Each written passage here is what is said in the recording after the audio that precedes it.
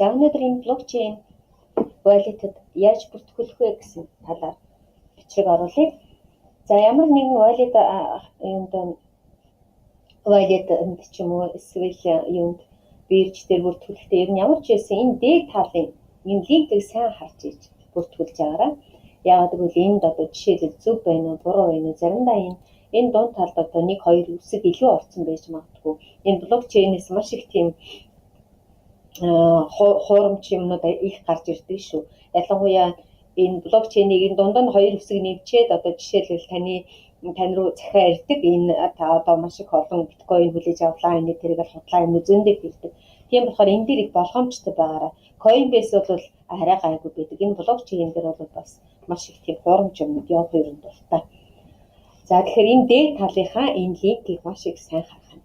За дараа нь бүртгүүлэх нь бол энэ дээр бол хайгаа бичээд за сайн нууц үгээ хийн.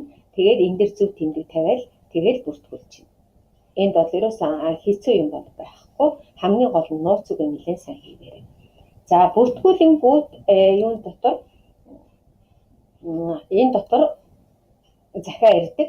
За энэ болохтой зэрэг энэ нэг юуныхан аккаунт mail хаягаар баталгаажуулна гэсэн ийм захиа ирдэг. За тэгэхээр энэ цэнхэр дээр yes гэж дараад оронгууд чинь энэ ингэж нэгдэг. За энд нэг юм сайн тайлбарлаад энэ wallet ID-гээд энэ доор энэ байж. За энэ бол одоо сайн-ийг хийгээд орох болгонд энүүнийг хэрэгэлдэг. Энэ бол wallet address биш. Хүмүүс энийг андуураад байдаг шүү. Энэ бол wallet ID. За энийг хайж болохгүй, болвол энэ захиаг устгаж болохгүй ямар нэгэн байдлаар хадгалах хэрэгтэй. За энэ wallet ID бол ерөөсөө юунд логин хийгээд орох болгонд чинь хэрэг болох нь. За одоо ингээд би бэлдээ тавьчлаа. За одоо ингээд оръё. За ингээд оронгууд би дөнгөж бүртгүүлээд ингээд бэлэн болсон байгаа учраас энэ шууд орчиж магадгүй. За энд ингээд шууд орчлаа би тэгж бодсон. Өнөөдөр хэрвээ хаачаад маргааш орохлоор чинь заавалчгүй энд дахиад нөгөө энд чинь захиа ирдэг юм юу ягаараа гэд. Жишээлбэл нөгөө хаанаас оров, ямар улсаас орсон, ямар IP-наас оров гэдгийг чинь ингээд баталгаажуулаад захиа ирдэг. Тэрэн дээр нь давж ороо. За би энэ бэлдсэн байгаа учраас энэ ингээд өнөөдөр шууд орчлоо. За энэ wallet-д бол биткойн хадгалж болно, Ethereum хадгалж болно, биткойн кэш хадгалж болно. За энэ Stellar гэдэг шинэ токен саяханаас энэ 11 сараас эхлээд эднийх $25 тэнцэх ийм coin өгж байгаа. Би өчигдөр бичлэг хийсэн. Гэхдээ өнөөдөр нэг маш хурдан тайлбарлаад өгөвдөө. Энэ дээр дараад ингээд энэ $25 тэнцэх ийм coin бэлгэнд өгөх юм байна лээ. Гэхдээ одоо бол ерөөсөө маш их ойрчтой байгаа юм байна. 11 сард хүсэл тавьсан хүмүүсөө сая 1 сараас нэг өгч эхэлж байгаа юм байлээ. За энийг яахаггүй сая хаан дарсныг харсан. Энэ дээр дараад ингээд нөгөө саяхаа энэ бүртгүүлсэн адресаа энд бичээ. За тэгээд I am not a robot гэдэг ингээд энэ үнгүү токен авъя гэдэг ингээд гарангуут чинь та орчирт орлоо гэд гараад байна.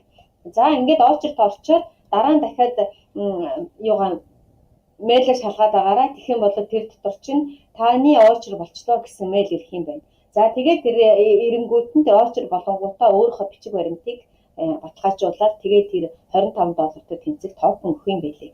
Гэхдээ нийтдээ 125 сая доллартай тэнцэх токен тарааж байгаа юм байлээ. Тэр нь одоо аль 11 сараас хойш дууссан байж магадгүй юм. Дуусаагүй ч магадгүй. Гэхдээ яг үзээд алдсан. За энд бол энэ хамгаалтуудаа маш их сайн хийгээрэй. За энд одоо ингээд өөрөөхөө энд дөнгөж саянаас хаяг учраас энд зөвхөн би одоо энийг л баталгаажуулсан байна. Ингээд цаашаага энд нөгөө утсанд чинь код ирж ордог юм уу эсвэл юу яадаг 2FX хамгаалт хийж болно. За энд нөгөө нэг 12 үсгээр хамгаалах гэж нэг байдаг. За энэ дээр маш хүмүүс анхаараарай. Энд 12 үсгээр өөрийнхөө аккаунтыг хадгалчаад тэр 12 үсгээ ерөөсөө яг 1 2 3 4-гээд 12 хүртэл дараалалаар нь тэмдэглэлийн дэвтэрээр тэмдэглэж аавна. Эсвэл компьютер дээр хадгалаад ч юм утсан дээр хадгалаа утсаа хийсэн ч гэдэг юм уу компьютерд тэгсэн гэдэг ингээд 12 үгээ алдсан байдаг. тэрийг бол ерөөсө 2-3 газар яг сайхан тэмдэглэлийн дэвтэр дээр ч юм уу бичиж аваад хадгална. Яагаад гэвэл энэ 12 үгээ алдчих юм бол дараа нь аккаунт руу орж чаддаггүй. Энийг ерөөсө би маш их сайн урьдчилж хэллээ шүү. За энэ хамгаалтуудыг маш их сайн хийн. За одоо тэгээд хаанаас бид нэр энд биткойн хаягаа авах вэ? За энэ дээр дарлаа биткойн гэдэг дээр. Энэ Ethereum дээр дарж болно, биткойн дээр дарж болно. За биткойн дээр эхлээд тайлбарлачих. За энэ дээр get BTC гэдэг дарангууд. За энэ ингээд хаяг гарч ирж байгаа. За энэ бол таны харин биткойн адрес, биткойн данс. Ямар ч оноо моноо гэж хэлж болохгүй шүү. Энэ бол биткойн данс. Эсвэл биткойн хаяг. За энэ хаяг бол нэг л удаа гарч ирдэг. Тэгээд дараагийн удаа одоо жишээлбэл маргааш ороход ч өөр хаяг гараад ирдэг. Тийм учраас энэ бол одоо нэг удаагийн хаяг гэх юм байна шүү дээ. Тэгвэл хэрвээ та анх удаага энд орж байгаа бол энэ хаягаа заавалчгүй хадгалаад аваарай. Яагаад гэвэл энэ хаяг чи эргээд гарч ирэхгүй гэсэн. За энэ хаягаараа тэгээд тэрэ дэмэн дээр бичиж явдаг ч юм уу эсвэл одоо нөгөө өнгөө цуглуулдаг биткойн дээр бичээд ингээд ажиллаж болно. За энэ. За хэрвээ энд одоо нэг жоохон биткойнтой болцоод явуулах тий хаашаа явуулах цаа гэвэл. За хэрвээ одоо энэ нөгөө түүхтэй зэрэг өөрөөхөө нөгөө явуулах цаа хүн рүүгээ хүнийхээ хаягийг бичээд энд хэдэн биткойн сатош явуулах цаа тэрийг бичээд за энэ дээр энэ жишээлбэл юу гэдгийг шинтгэлээ ингээд тааруулдаг. За жишээлбэл одоо энэ хамгийн багандаа тэрий 3 одоо хамгийн ихэндээ 10 гэсэн байна. Тэгээд энийг харж байгаа юу яагаад шинтгэлээ тааруулаа. Гэхдээ одоо бол нөгөө биткойн уналттай байгаа учраас шинтгэл их өндөр биш байна. За тэгвэл Ethereum хаяг авах юм бол бас энэ дээр дараад гих мэтчлэнгээр ингээд ажиллаад яваад байна. За одоо энэ settings гэдэг рүү ороод за энэ settings гэдэг дээр чинь өөрөөхөө нөгөө энэ кодыг ерөөсө хүнд харуулж болохгүй. Хэрвээ энэ кодыг одоо жишээлбэл ямар нэгэн байдлаар л одоо компьютер дээрээ харагдуулах юм уу эсвэл хаа нэгэн газар тавих юм бол тэгээд одоо шууд төрөвчөнд байгаа юмудаа бүгдийг алдна гэсэн. Тэгэхээр энийг бол ер нь болж игэл нэг их нээрэд хэрэггүй. Нэг удаа яагаад хадгалаад авчихсан гэдэг болно. За profile. За энд хуучин энэ блокчейн баталгаажуулалт хийдэггүй байсан. За одоо энэ дээр би ямар нэгэн ингээд өөрийнхөө монгол гэж биччихээ.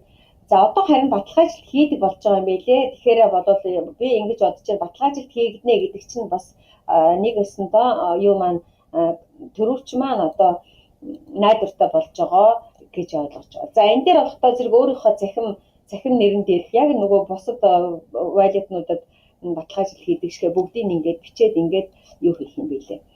Баталгаажуулалт хийх юм байлаа. Уг нь тэгдэггүй байсан одоо харин ингээд ийм болсон байл. Тэгэхээр энүүнийг одоо дээр үед нөгөө баталгаажуулалт хийдэггүй байхад энэ дээр бол ерөөсөө дуртай нэрээ биччихдэг байсан. Одоо бол тэгж болохгүй байл шүү. Яг зинхнээр нь бичээ. За энэ дээр ингээд бичиж. За өөр ч одоо энд тайлбарлаад байх өөр ч байх тийм тэгэл.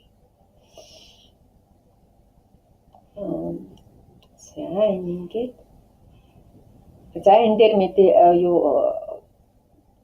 биткойны ханшин харагдчихээн. Өөр ч одоо энд юм баггүй. За одоо тэгээд тэр юу н хэрвээ $25-тай тэнцэх юу ирэх юм бол coin ирэх юм бол энэ дээр ингээд шууд нэмэгдэх юм байлээ. Би нэмэгдсэн байгаа видеог нь үзсэн.